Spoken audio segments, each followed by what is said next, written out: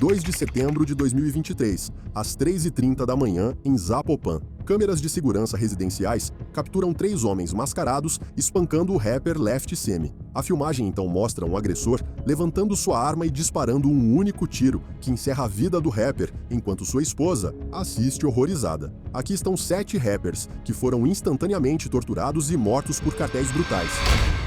19 de abril de 2018. O amanhecer surge sobre um estacionamento abandonado em Guadalajara, México. Moradores locais descobrem uma cena horrível. Cruce de las calles Hacienda El Encero y Plácido Vega de la colonia Tetlán Río Verde del municipio de Guadalajara fue localizado el cuerpo de una persona envuelto en cobijas y con un mensaje amenazante. O corpo mutilado pertence ao Sr. Yossi Locote, uma figura-chave na crescente cena do rap mexicano. Uma chave de fenda está cravada em seu peito e ao lado dele há um bilhete que diz: "Isso vai acontecer com todos que continuarem apoiando o Cholo." Apenas 2 dias antes, Yossi estava fazendo compras em um mercado local, completamente inconsciente de que assassinos de cartel observavam cada movimento seu. Mas em questão de horas, ele seria arrancado das ruas em plena luz do dia, para nunca mais ser visto vivo. Nascido em Bakersfield, Califórnia, em 1966, Yossi Locote deixou sua marca na cena do rap mexicano com sucessos como Balazos e Isto e Lo Outro. Então veio sua grande chance, um contrato com a gravadora americana Círculo Asesino, que o transformou em uma estrela em ascensão. Mas a música não era a única conexão de Yossi com as ruas. Depois de se mudar para Guadalajara, ele se juntou a Florence 13, uma gangue que se mudou para o México, quando os Estados Unidos deportaram centenas de seus membros em uma operação apelidada de Joker's Wild. E é essa conexão que eventualmente o colocaria no caminho de um dos homens mais perigosos do México. As ruas de Guadalajara pertencem ao CJNG. Eles começaram como simples agricultores, cultivando abacates antes de se tornarem a organização mais temida do México. E é fácil ver por que ninguém queria se meter com eles. Quando seus comboios passavam pela cidade, as pessoas viam um exército, não um cartel. Seus soldados marchavam em equipamento tático completo, carregando armas que poderiam perfurar veículos blindados. Eles até construíram seus próprios tanques em oficinas escondidas, monstros blindados massivos que esmagavam tudo em seu caminho. E em 2015, eles mostraram exatamente do que eram capazes. The Jalisco New Generation cartel took the fight to the next level, shooting down a military helicopter with a rocket-propelled grenade. We heard a boom, like a bomb.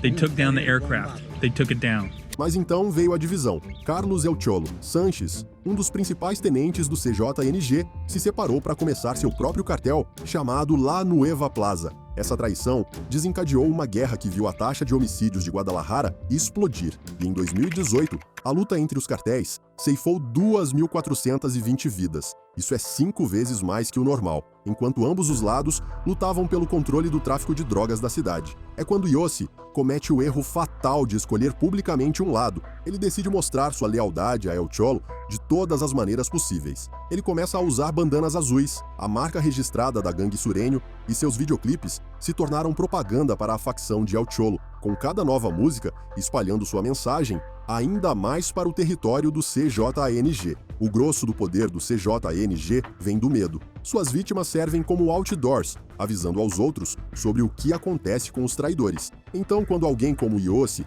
apoia abertamente seus inimigos através da música, a mensagem tem que ser especialmente cruel. E foi. Em 17 de abril, Yossi caminhou pelo mercado de Oblatos sem saber que o fazia pela última vez. Assassinos do CJNG passaram semanas aprendendo tudo sobre sua rotina. Eles sabiam quando ele fazia compras, onde ia e, o mais importante, quando ele baixava a guarda. Finalmente, eles atacaram. O sequestro aconteceu em segundos e Yossi simplesmente desapareceu em uma das casas seguras do cartel. 48 horas se passam sem notícias de Yossi. Seus amigos, familiares e fãs estavam preocupados, esperando que ele ainda pudesse estar vivo, mas o cartel tinha outros planos. Após 2 dias, o turno da manhã, em um estacionamento, encontrou o que restou dele. Partes de seu corpo estavam enroladas em cobertores espalhados pelo asfalto. O CJNG havia desmontado Yossi pedaço por pedaço. Uma chave de fenda estava presa em seu peito, junto com a mensagem deles: "Isso vai acontecer com todos que continuarem apoiando o Cholo." Nenhuma prisão foi feita até hoje. Quem exatamente executou o ataque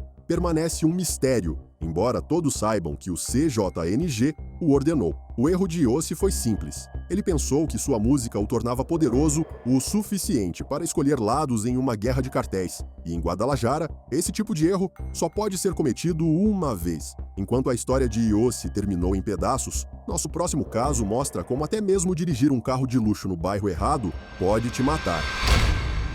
12 de agosto de 2024, às 3h30 da manhã, tiros quebram o silêncio de Campestre, um dos bairros mais exclusivos de Juárez. Um Porsche preto está no meio da rua, seu para-brisa crivado com 2 dúzias de buracos de bala. Dentro, o rapper emergente Bécio e seu companheiro Toríbio Hernandes caem sem vida em seus assentos. Apenas 2 dias antes, Bécio havia postado sua última música sem saber que seria a última, e o momento também não foi coincidência. Menos de um mês havia se passado desde a chocante prisão de Ismael El Maio Zambada, o último líder da velha guarda do cartel de Sinaloa. Sua prisão mergulhou os cartéis no caos. Sem ninguém no comando, grupos rivais começaram a lutar pelo controle. Cidades como Juárez se transformaram em campos de batalha, e a execução de Bécio foi tão brutal quanto se esperaria. Miguel Amador, Zúbia Martinez, conhecido por seus fãs como Bécio, vinha ganhando destaque na cena do rap local. Mas após a prisão de El Maio, qualquer conexão com os cartéis poderia significar uma sentença de morte. Com as velhas alianças desmoronando, ninguém estava seguro. Após a trágica morte do rapper Bécio, os investigadores da cena do crime coletariam mais tarde 34 cápsulas de bala do local. Os assassinos dispararam uma rajada de tiros nas ruas Calzada de Seneco e Fresno, sem se importar que estivessem em uma das áreas mais ricas da cidade, cheia de mansões e cercas elegantes. O local do ataque enviou uma mensagem clara. Se pistoleiros do cartel pudessem executar alguém em Campestre, eles poderiam atacar em qualquer lugar. Então isso foi uma demonstração de força, um lembrete de que as regras estavam mudando na era pós-Maio. Autoridades estaduais tentaram minimizar a conexão. Eles apontaram para uma diminuição de 33% nos homicídios durante os primeiros dias de agosto, em comparação com julho. Mas os números contavam uma história muito diferente: 700 assassinatos desde o início do ano, com 90% ligados ao crime organizado. A portas fechadas, a polícia sabia que a prisão de El Maio havia desestabilizado toda a região. A polícia do estado de Chihuahua estava em alerta máximo desde a captura de El Maio, atenta a sinais da inevitável luta pelo poder. E o assassinato de Bécio, realizado com precisão militar em um dos bairros mais seguros da cidade, confirmou seus piores medos. 2 dias após o tiroteio, o último videoclipe de Bécio permanecia no YouTube, um fantasma digital assombrando a plataforma. Mas balas não são a única maneira que os cartéis silenciam vozes na cena do rap mexicano, porque às vezes eles transformam os próprios artistas em assassinos.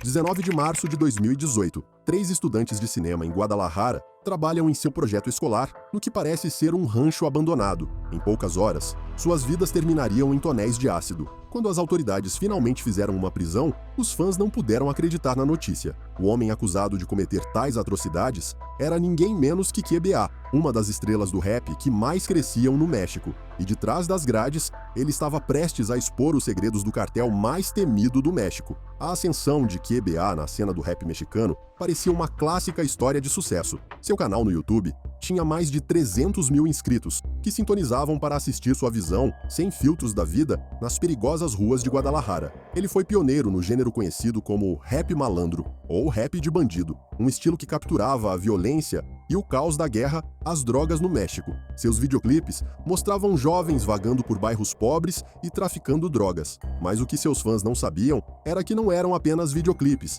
eram vislumbres da vida real de QBA. Apesar de sua fama online, QBA mal conseguia pagar as contas. Nos bastidores, sua gravadora ficava com a maior parte de seus ganhos, deixando-o desesperado por dinheiro. Foi quando o CJNG viu sua oportunidade e eles lhe ofereceram um trabalho simples que pagava $150 por semana. A condição, ele tinha que dissolver suas vítimas em ácido. Aquela tarde de março mudou tudo. 3 estudantes de cinema, Javier Salomón Aceves, de 25 anos, e seus amigos Daniel Dias e Marco Ávalos, ambos com 20 anos, estavam trabalhando em um projeto escolar perto do que parecia uma casa abandonada. Eles não sabiam que haviam tropeçado acidentalmente em território do CJNG, QBA e outros 2 membros do cartel também estavam por perto, e quando avistaram os 3 estudantes, imediatamente assumiram que eles deviam ser espiões de um cartel rival. Em minutos, os estudantes foram agarrados e levados para um esconderijo do cartel. Por horas, QBA assistiu enquanto seus associados torturavam Salomon, tentando obter informações, enquanto seus amigos eram forçados a assistir. E quando finalmente perceberam que eles eram, de fato, apenas estudantes inocentes trabalhando em um projeto de filme, não fez diferença. Eles tinham visto demais, então a ordem veio para que fossem eliminados. Depois de torturar Salomon até a morte, o cartel matou seus 2 amigos também. Então foi a vez de QBA fazer seu trabalho. Ele derramou ácido sulfúrico em grandes tonéis e jogou os corpos dentro. Em poucas horas, não restou nada, nem mesmo seus ossos. Por um mês, as famílias dos estudantes procuraram em todos os lugares, em vão. Mas os 3 estudantes desaparecidos eram importantes demais para serem ignorados. O desaparecimento deles provocou protestos massivos em todo o México. E à medida que a pressão aumentava sobre as autoridades, QBA foi finalmente preso. Então algo sem precedentes aconteceu. Ele começou a falar.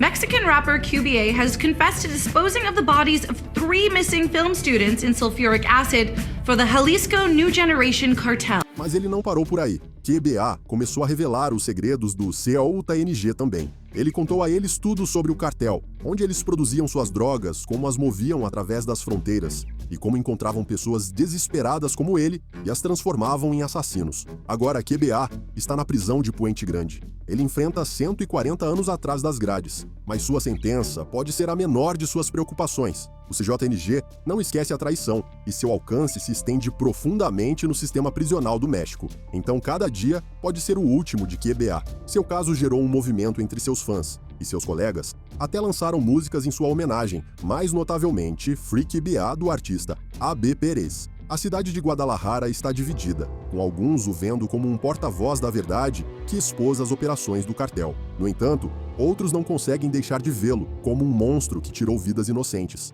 Seus videoclipes, que ainda estão online, adquiriram um significado muito mais sombrio. A violência sobre a qual ele cantava não era apenas letra, era a sua realidade. No final, a história de QBA difere de outras vítimas da violência do cartel. Ele foi transformado de um artista promissor em um executor de cartel e finalmente em seu pior inimigo, um dedo duro. Mas enquanto QBA conta seus dias na prisão, nosso próximo caso não deixa nada para a imaginação, pois as câmeras de segurança capturam o último suspiro deste rapper. 2 de setembro de 2023. 3 homens mascarados entram em uma casa em Zapopan, Jalisco, onde o rapper Juan Carlos Salceda, conhecido como Left SM, mora com sua esposa. Minutos depois, tiros são ouvidos pelo bairro. As câmeras de segurança capturam cada momento da execução, mas anos depois, nenhuma prisão foi feita. Apenas algumas horas antes, Left vivia a vida que tanto se esforçou para construir. Seu estilo característico, temas patrióticos misturados com batidas fortes, havia lhe garantido um lugar único na cena do rap mexicano. Em seus shows, ele se apresentava envolto na bandeira mexicana, um símbolo de orgulho nacional que acabou se tornando sua marca registrada. Ao contrário de muitos artistas envolvidos na violência do cartel, Left mantinha uma imagem limpa. Ele se concentrou em sua arte, construindo um público fiel através do talento, e não da controvérsia. Mas, infelizmente, permanecer neutro, às vezes, não faz diferença. Imagens de segurança revelariam mais tarde a brutalidade de seus momentos finais. Os agressores espancaram Left impiedosamente, antes que um deles, mais tarde, identificado como Luiz Mário Plascencia, disparasse o tiro fatal. Durante a luta, um chapéu caiu de um dos assassinos, uma peça crucial de evidência que seria mais tarde recuperada pela própria família de Left. Após o tiroteio, detalhes dos momentos finais de Left surgiram. Sua esposa, Ezzy Mary, que assistiu ao assassinato, rapidamente foi às redes sociais, em uma postagem agora deletada para esclarecer as coisas. Na realidade, eles vieram para te matar. Gente invejosa do caralho. A mensagem era clara. Este foi um ataque planejado, não um crime aleatório. Alguém havia marcado Left para morrer. E com a polícia não fazendo progresso, a família de Left decidiu iniciar sua própria investigação. Seu próprio irmão vasculhou a cena do crime, encontrando tanto o chapéu do assassino quanto a bala que havia atravessado o corpo de Left. Eles entregaram as imagens de segurança, mostrando todo o ataque, e até ofereceram uma recompensa de 300 mil pesos por informações que levassem à captura de Plascencia. Mas mesmo com essa evidência, incluindo a identificação clara do atirador, a Procuradoria-Geral do Estado de Jalisco permanece inativa. Hoje, as contas de mídia social de Left estão congeladas no tempo. Suas últimas postagens mostram um homem no auge de sua carreira, sem saber que seu sucesso levaria à sua execução. Mas enquanto rappers como Left aprenderam a temer os cartéis, esta próxima história é diferente.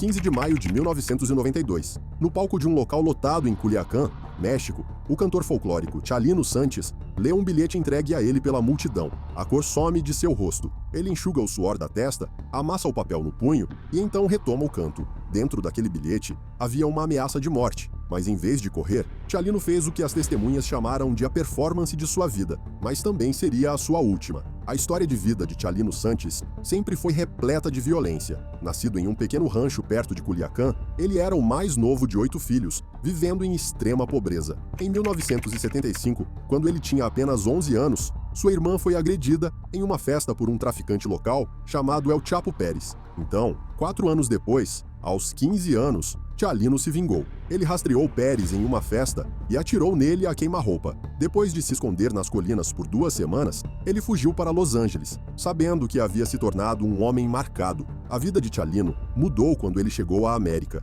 Ele ajudou seu irmão, Armando, a contrabandear imigrantes pela fronteira por dinheiro extra. Mas o negócio era perigoso. Chalino se envolveu em atividades de cartel e logo foi preso e sentenciado a 8 meses de prisão. Atrás daquelas grades, Chalino encontrou sua verdadeira vocação. Ele conheceu seu primo, um violonista, e descobriu seu talento para transformar histórias reais em músicas. Os prisioneiros se reuniam, compartilhavam suas histórias e Chalino transformava suas vidas em letras. E logo, Chalino percebeu que podia trocar essas músicas por dinheiro e favores de outros detentos, e a notícia se espalhou rápido. Traficantes de drogas começaram a pagá-lo para escrever suas histórias. Eles ofereciam dinheiro, relógios e até pistolas personalizadas. Logo, Chalino estava se apresentando por toda a Califórnia e atraindo multidões. Mas seu sucesso veio com um preço. Ele se recusou a tomar partido, contando histórias sobre qualquer cartel que pagasse. E no mundo das drogas, esse tipo de independência era perigoso. No início de 1992, Chalino sentiu que seu tempo estava acabando,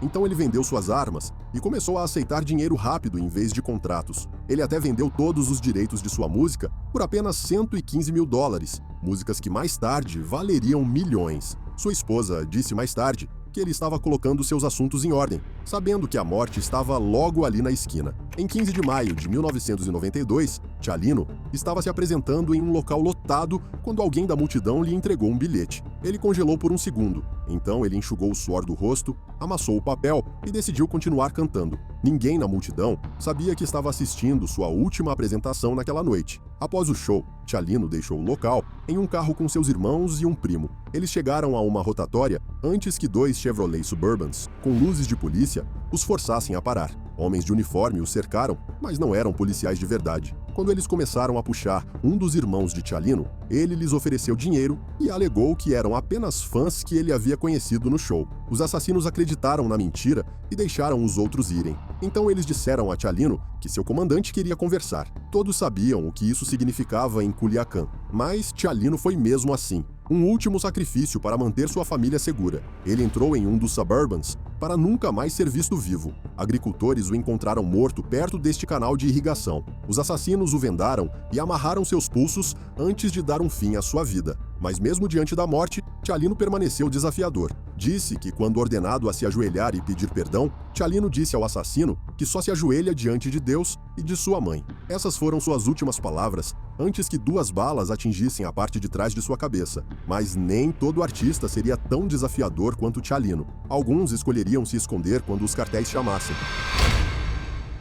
Popular Mexican singer postponing several shows because of death threats. 10 de setembro de 2023. A multidão de 100 mil pessoas explode quando Peso Pluma sobe ao palco em um festival de música na Cidade do México. Durante sua apresentação, ele lidera o público cantando JGL, as iniciais de Joaquim El Chapo Guzmán. Mas apenas 2 dias depois, ameaças de morte apareceram por toda a Tijuana. A mensagem é clara: cancele seu próximo show, senão. Faixas assinadas pelo CJNG foram penduradas em pontes por toda a cidade. Eles avisaram Pluma para não se apresentar em seu show de 14 de outubro no Estadio Caliente, chamando-o de seu último show se ele ousasse aparecer. E isso porque, para o CJNG, a homenagem de Peso a El Chapo foi um ato de desrespeito imperdoável. Hassan Emílio Cabandi, conhecido como Peso Pluma, não era apenas mais um rapper. Seu álbum Gênesis havia feito história, alcançando o número 3 na parada de todos os gêneros da Billboard, a posição mais alta já alcançada pela música regional mexicana. E com bilhões de streams no Spotify e um enorme séquito internacional, ele era a maior estrela revelação do México. Mas em Tijuana, isso não significava nada. A cidade era território do CJNG, e eles viram a homenagem de Peso a El Chapo, ex-líder do rival cartel de Sinaloa, como um desafio direto à sua autoridade. O fato de Peso vir de Zapopan, Jalisco, território do CJNG, tornou a traição percebida ainda pior.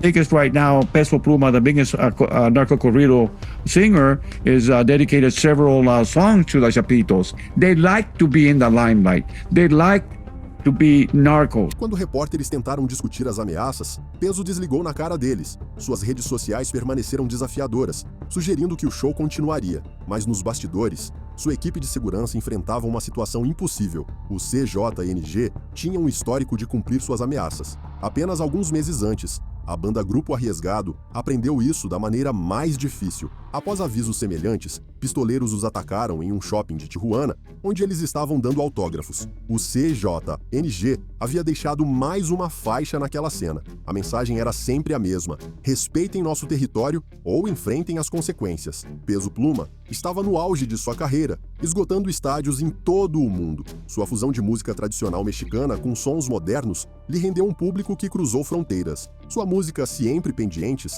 falava da perspectiva de um membro leal do cartel de Sinaloa protegendo El Chapo. As letras que o ajudaram a se tornar famoso agora haviam pintado um alvo em suas costas. No entanto, apesar de seu desafio inicial e do estádio lotado esperando por ele, Peso Pluma acabou recuando. Sua equipe sabia que nos territórios dos cartéis do México, mesmo ser a maior estrela da música do país, não oferece proteção e que, às vezes, sobreviver significa saber quando recuar. Mas enquanto Peso Pluma escolheu recuar da ameaça, nem todo artista faria a mesma escolha, e às vezes, as consequências podem ser muito mais brutais.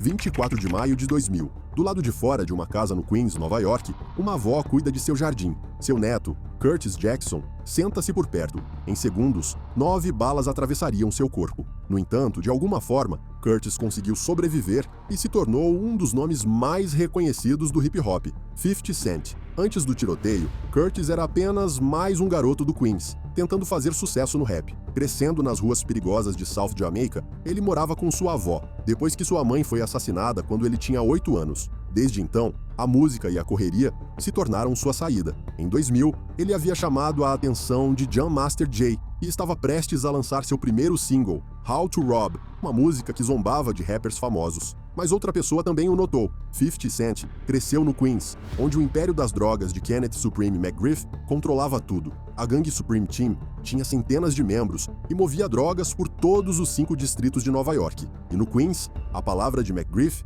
era lei. McGriff administrava sua organização como uma corporação, e qualquer um que ameaçasse seus negócios acabava morto. Então, quando as letras de 50 Cent começaram a chegar perto demais da realidade, McGriff decidiu enviar uma mensagem. Ele queria mostrar o que acontecia com as pessoas que falavam sobre suas operações, mesmo em músicas. Aquela tarde de maio começou normalmente para a família Jackson.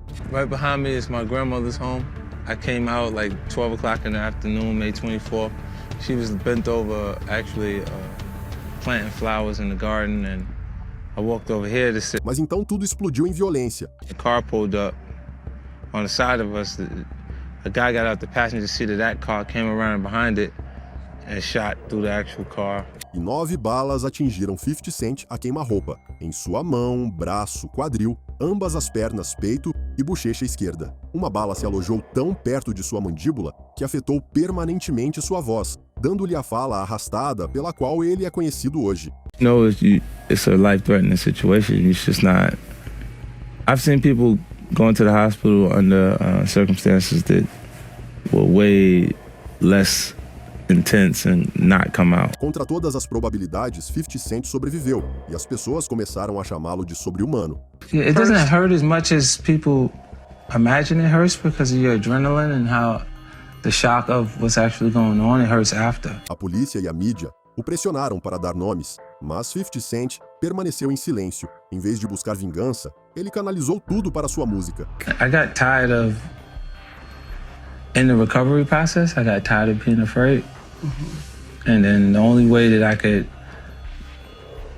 to cover those emotions were to be a little more aggressive and insensitive. A recuperação levou 5 meses. 50 Cent teve que aprender a andar novamente, mas ele também aprendeu outra coisa, como transformar dor em poder. Ele começou a escrever com nova intensidade. Suas mixtapes chamaram a atenção de Eminem, levando a um acordo de $1 milhão. Músicas como In Da Club e Candy Shop lideraram as paradas em todo o mundo. E o resto é a história do hip-hop. Who has more cred than you, living after being shot 9 times? I don't know what the criteria are for street credibility, or That's if there's something that creates more merit for you. I looked at that experience as something that was unfortunate. Hoje, 50 Cent construiu um império que abrange programas de TV, filmes e empreendimentos comerciais. O tiroteio, que deveria encerrar sua carreira, apenas o tornou mais forte. E quanto a McGriff, ele agora está cumprindo prisão perpétua. Ele não apenas falhou em matar 50 Cent naquele dia, ao fazê-lo, ele acidentalmente criou uma lenda.